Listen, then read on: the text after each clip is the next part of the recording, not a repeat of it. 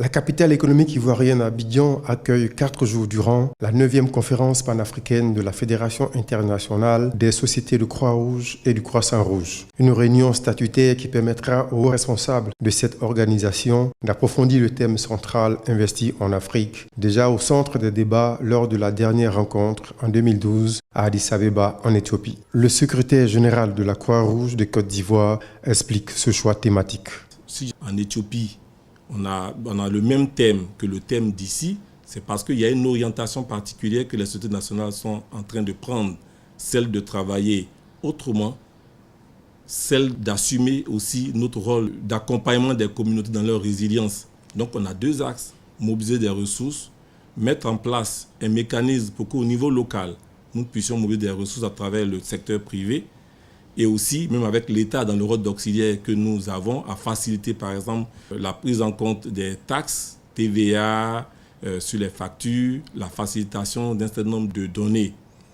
Et puis, face à cette mobilisation, nous devons changer la manière de travailler. Comme on a dit, de plus en plus, avec le secteur privé, nous travaillons ensemble à mobiliser des ressources, à rendre compte aux communautés, à l'État et aux bailleurs, et aussi travailler à la résilience des communautés, comme on a dit. Parce que pour que notre action sur le terrain soit connue, il est important pour nous que ce que nous mettons en place puisse perdurer. On parle beaucoup plus aujourd'hui de travail avec les communautés en amont. On parle du dialogue communautaire. On parle de communication avec les bénéficiaires parce que nous devons faire chemin avec nos communautés, prendre en compte leur avis, prendre en compte leurs capacités et leurs forces dans le cadre de la mise en œuvre de nos programmes.